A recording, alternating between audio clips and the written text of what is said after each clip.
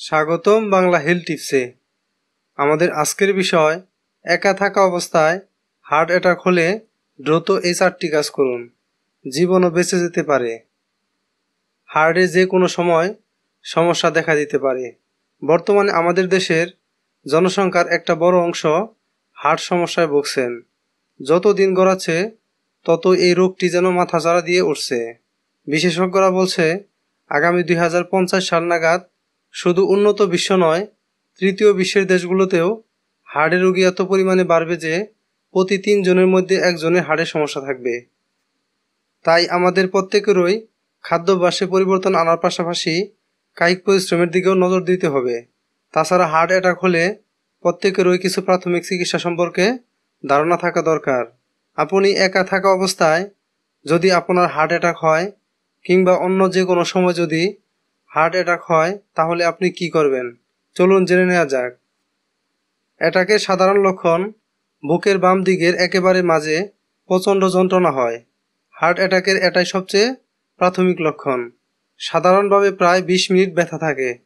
ধীরে ধীরে তা উপরে বাম দিকের হাত ও কাঁধের সংযোগস্থল, ঘাড় ও চোয়ালে ছড়িয়ে পড়ে।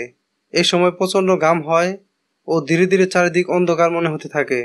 একা থাকলে এমন লক্ষণ বুঝলে কখনোই অবহেলা করবেন না, তাই পরিচিতদের খবর দিয়ে রাখুন। হার্টের রোগীরা সবসময় অ্যাম্বুলেন্সের মতো জরুরি পরিষেবার নম্বর হাতের কাছে রাখবেন।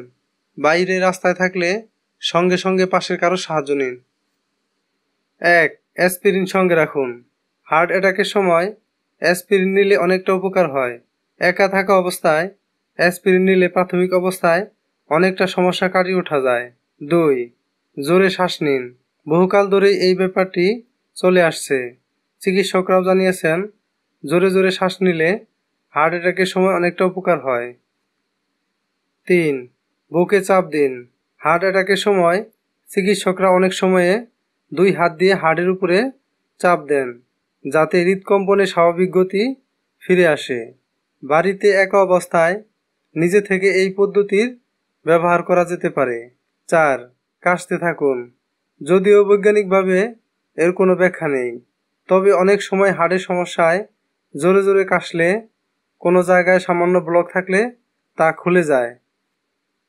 যদি আমার এই ভিডিওটি আপনার ভালো লেগে থাকে তাহলে ভিডিওর নিচে লাইক দিবেন, কমেন্ট করবেন এবং ভিডিওটি শেয়ার করে সবাইকে জানার সুযোগ করে দিন। এবং স্বাস্থ্য বিষয়ক আপডেট পেতে চ্যানেলটি সাবস্ক্রাইব করে রাখুন। ধন্যবাদ।